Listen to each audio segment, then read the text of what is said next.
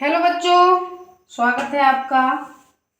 हम पढ़ने जा रहे हैं प्रश्नावली 10.5 के सवाल नंबर 5 को, जो है आपके सामने यहाँ आपको दिखाई दे रहा है। आकृति 10.39 में एक वृत्त पर ए, बी, सी और डी 4 बिंदु हैं। ए, सी और बी, डी एक बिंदु ई पर इस प्रकार प्रतिच्छेद करते हैं कि बी ई सी बराबर 130 डिग्री तथा ई सी डी बराबर 20 डिग्री है। बी ए सी ज्ञात कीजिए। ठीक है, ये आपके लिए प्रश्न आपको दिया हुआ है। आपका वृत्त है बी सी, यहाँ है ए,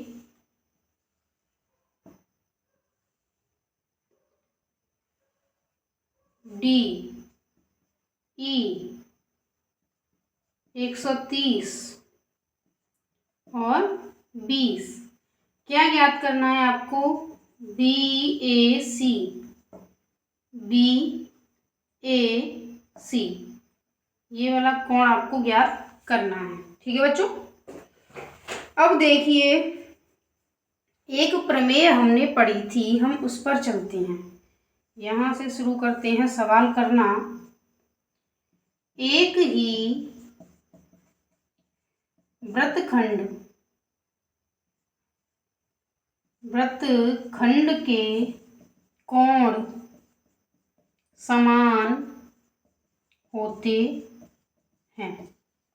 ठीक है बच्चों, अब ध्यान से देखना, ये जो है ए और डी, ये ए डी चाप है ना। इस ए डी चाप में ए से एक लाइन गई और डी से एक लाइन गई, तो कोण बन गया ए बी डी, ये वाला कोण। ठीक है बच्चों, फिर ए से एक लाइन गई और डी से एक लाइन गई, तो कोण बन गया ए सी डी। ये दोनों एक ही वृत्तखंड के कोण है, ए बी डी और ए सी डी। ठीक है, तो ये दोनों कैसे होने चाहिए? आपस में बराबर। अब आपको पता है कि ए सी डी कितने का है? 20 का है, तो ए सी डी हमने रख दिया 20 का, तो इससे ये कोण हमको मिल गया 20 डिग्री का। ठीक है बच्चों, यहाँ तक तो कोई समस्या होगी नहीं। अब देखिए, रैखिक कोण युग्म से क्या होगा? देखिए, ये जो रेखा है ए सी रेखा आपको दिख रही है, ए सी, इस रेखा पर ये जो बिंदु है ई, इस बिंदु पर ये दो कोण बन रहे हैं, एक ये वाला कोण और एक ये वाला कोण। ठीक है बच्चों, तो इन दोनों का योग कैसा होगा? 180 होगा। तो हम लिख सकते हैं कोण ए ई बी, ये प्लस कोण बी ई सी, प्लस कोण क्या? बी ई सी, इनका योग कितना होगा? 180। अब आप मुझे बताइए कि बी ई सी कितने का है? 130 का। यहाँ से अगर हम ए ई बी निकालेंगे तो कितने का निकलेगा? 180 में से 130 घट गए तो 50 का। तो ये वाला कोण आ गया 50 का।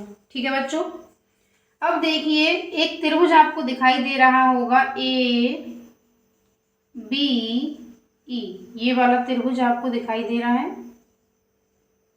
त्रिभुज के तीनों कोणों का योग कितना होता है? 180। तो त्रिभुज ए ई बी के तीनों कोणों का योग कितना हो गया? 180 हो गया भैया। कौन कौन से कोण है इसमें? एक तो ए बी डी है, मतलब एक तो ये वाला कोण है इसमें ए बी डी, प्लस एक कोण है ए ई बी, प्लस इसमें एक कोण है ये वाला बी ए ई। तीनों का योग कितना हो गया? 180। ए बी डी कितने का है? 20 का। ए ई डी कितने का है? 50 का, BAE हमको नहीं पता है। ठीक है, यहाँ तक आपको बात समझ में आ गई। 50 और 20 70, BAE बराबर 180। ठीक है बच्चों, BAE बराबर कितना हो गया? 180। अब हम क्या करें, BAE का मान निकालने के लिए 70 का करेंगे पक्षांतरण, करेंगे कि नहीं? BAE का मान निकालने के लिए हम क्या करेंगे? 70 का पक्षांतरण।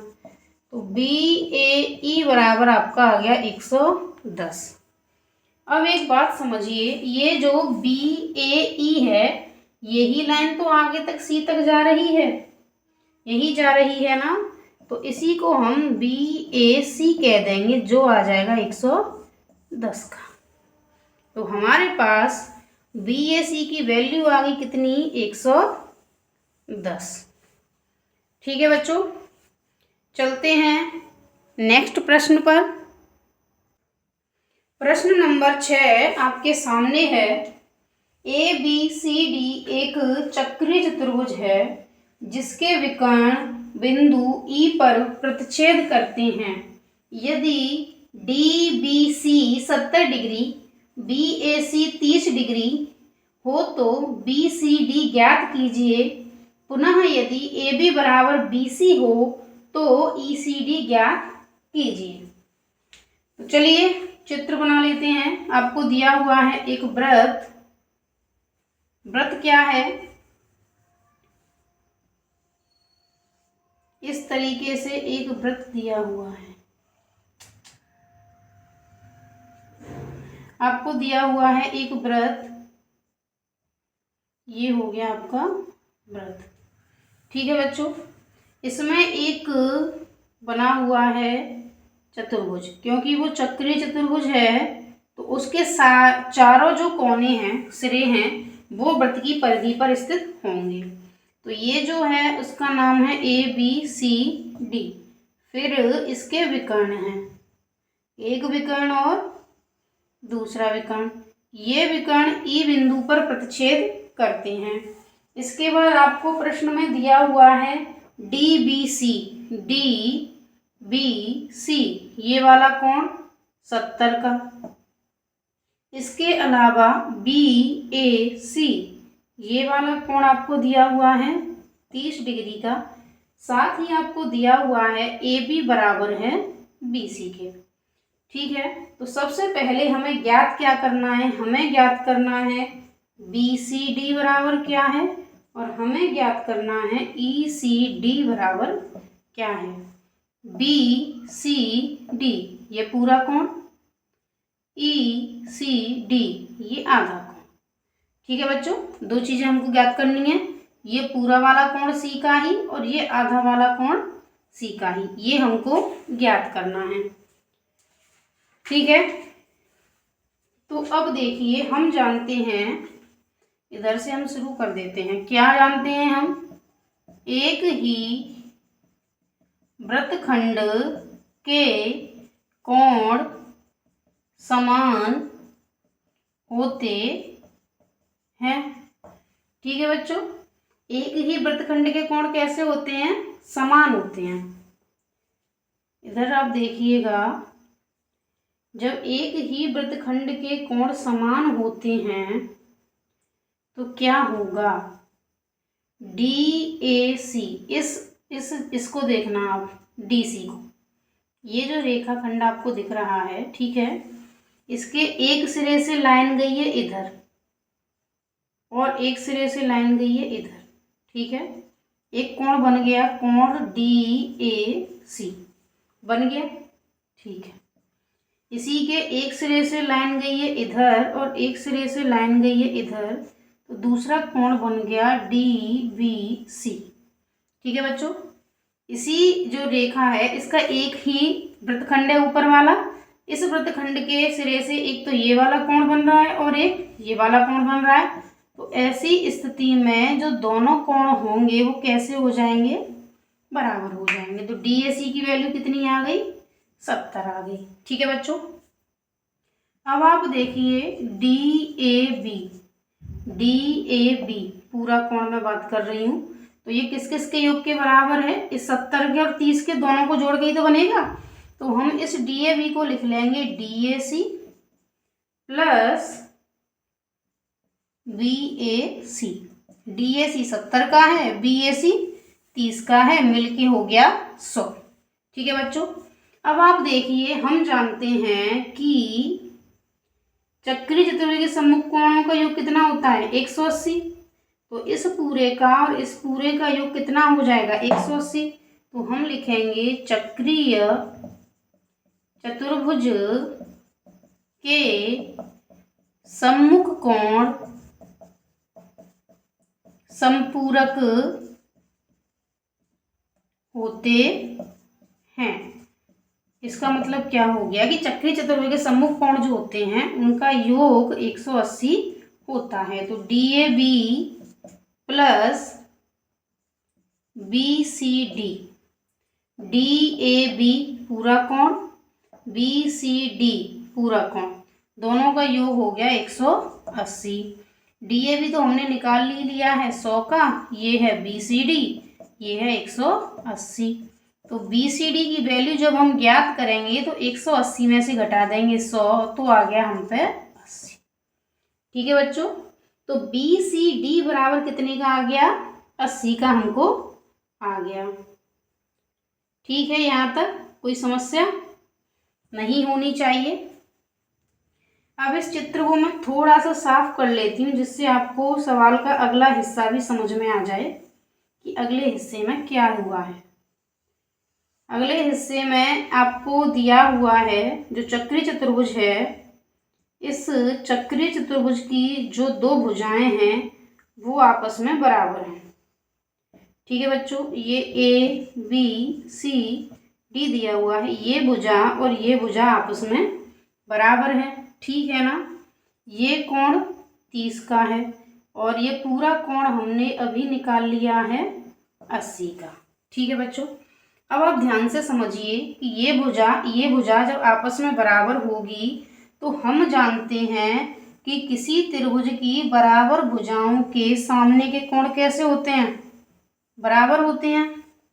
तो हम लिखेंगे त्रिभुज की बराबर भुजाओं के सामने के कोण बराबर होते हैं। ठीक है बच्चों, तो इस भुजा के सामने का कोण ये 30 और इस भुजा के सामने का कोण ये आधा वाला, तो ये भी कितने का होना चाहिए? 30 का होना चाहिए। दिस इम्प्लाइज कोण बी सी ए बराबर होगा कोण बी ए सी के। बी ए सी, देखिए मैं पूरे को हटा दूं तो ये जो बात हो गई वो ये हो गई कि इसके सामने का कोण ये और इस भुजा के सामने का कोण ये आपस में होंगे बराबर। तो ये जो बी सी ए होगा वो कितने का हो जाएगा? 30 का। ठीक है बच्चों, यहाँ तक आपको बात समझ में आ गई है। अब देखिए आप, हमने निकाल लिया था बी सी डी। ये जो बी सी डी है, बी सी डी पूरा वाला कोण, ये किस किस के योग से बना है? बी सी ए प्लस ये ई है ए सी डी। देखिए बी सी ए ये आधा वाला और ए सी डी ये आधा वाला, दोनों को योग के मिला के बनाए। बी सी ए 30 का है, ये 80 का है प्लस ए सी डी।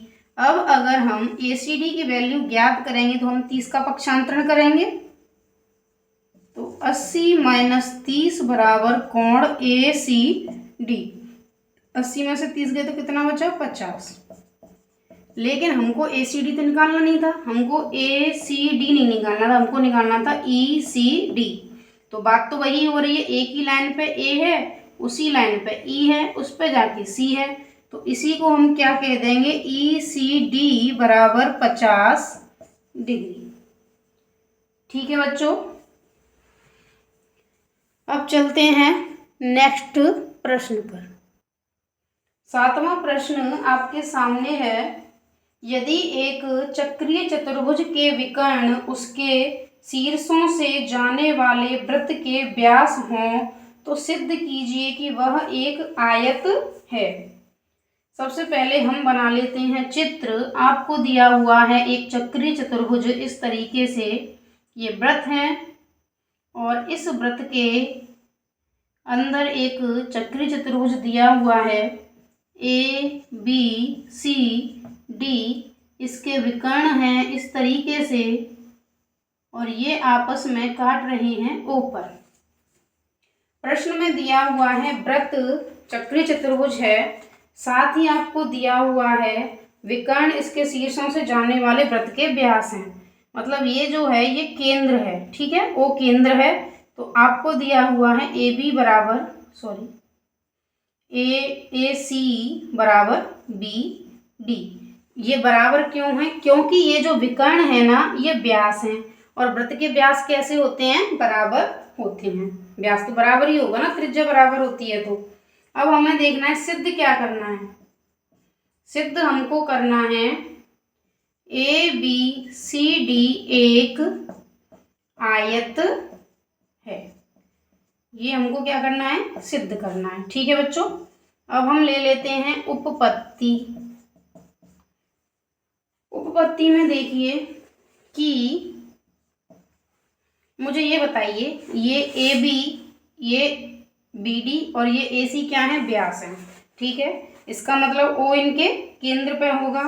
तो क्या वृत्त की सभी त्रिज्याएं बराबर होती हैं? क्या वृत्त की सभी त्रिज्याएं बराबर होती हैं? ऐसी स्थिति में क्या होगा? ओ ए बराबर ओ बी बराबर ओ सी बराबर ओ डी। ठीक है बच्चों, अब बात इतनी सी है कि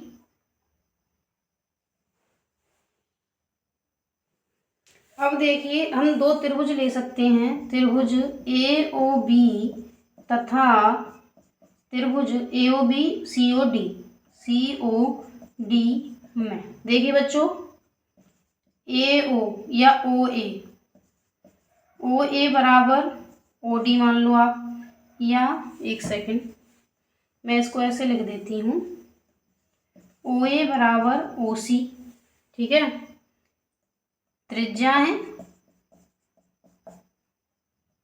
ओ बी बराबर ओ डी, ये भी त्रिज्या हो गई। कोण ए ओ बी बराबर कोण सी ओ डी, शीर्षा विमुख कोण, शीर्षा विमुख कोण। तो ये क्या हो गया? भुजा कोण भुजा, एस ए एस नियम से क्या हो जाएगा? त्रिभुज ए ओ बी सर्वांगसम हो जाएगा त्रिभुज सी ओ डी के। और जब भी दो त्रिभुज एक दूसरे के सर्वांगसम होते हैं तो उनके समस्त अवयव आपस में बराबर हो जाते हैं। तो दिस इम्प्लाइज ए बी बराबर हो जाएगा सी डी के, समीकरण 1। ठीक है बच्चों, इतनी बात समझ में आ गई। ये जो ए बी है वो किसके बराबर हो गया है? सी डी के। अब क्योंकि हमको ए बी सी डी को आयत सिद्ध करना है तो हम आमने सामने की भुजाओं को बराबर सिद्ध करेंगे। तो हमने ए बी को सी डी के बराबर सिद्ध कर दिया है। अब हम इसी प्रकार क्या कर सकते हैं? हम बी सी को, अब देखिए इसी प्रकार क्या होगा? त्रिभुज बी ओ सी तथा ए ओ डी भी आपस में सर्वांगसम होंगे। इसी प्रकार होंगे ना, तो बी ओ सी सर्वांगसम हो गया ए ओ डी के। फिर इससे क्या हो जाएगा? जो बी सी है वो बराबर हो जाएगा ए डी के, समीकरण 2। जब आमने सामने की भुजाएं ए बी बराबर सी डी हो गया, बी सी बराबर ए डी हो गया, तो ए बी सी डी आयत हो गया कि नहीं हो गया? अतः ए बी सी डी एक आयत है इति सिद्धम। आज के लिए इतना ही, मिलते हैं नेक्स्ट वीडियो में। तब तक के लिए टाटा, बाय बाय, नमस्कार।